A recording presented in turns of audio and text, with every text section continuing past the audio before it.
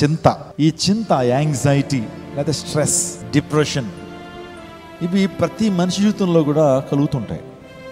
There is no place where there is no anxiety. Anxiety లేనటువంటి ప్రదేశాలు లేవు, anxiety లేనటువంటి మనిషి కూడా లేడు. మన జీవితంలో చింత ఉంటుంది, చింతిస్తుంటాం, బాధపడుతుంటాం, డిప్రెషన్లోకి వెళ్ళిపోతుంటాం. చాలా జాగ్రత్తగా మీరు ఆలోచన చేయండి. మొదట మన జీవితంలో భయాందోళనలు కలుగుతాయి, ఒక దాన్ని బట్టి భయపడతాం. ఆ భయం కాస్త బాగా ముదిరిపోయింది అనుకోండి, అప్పుడు నెక్స్ట్ ఫ్రేజ్ ఏంటంటే చింతలోకి వెళ్తాం. యాంగ్జైటీ అంటారు. చింతిస్తూ ఉంటాం, బాధపడుతుంటాం, ఒంటరిగా ఉంటూ ఉంటాం. ఆ చింత కూడా బాగా ముదిరిపోయింది అనుకోండి, మనిషి డిప్రెషన్లోకి వెళ్తాడు. డిప్రెషన్ అంటే కృంగుదల. ఇంకా డిప్రెషన్లోకి వెళ్ళిన తర్వాత మనిషికి ఇంకొకే ఆలోచన, I just want end up my life. మా జీవితాన్ని అంతం చేసుకుంటే బాగుంటుందేమో, జీవితాన్ని ముగించేసుకుంటే బాగుంటుందేమో అంటే ఆలోచన కలుగుతుంది.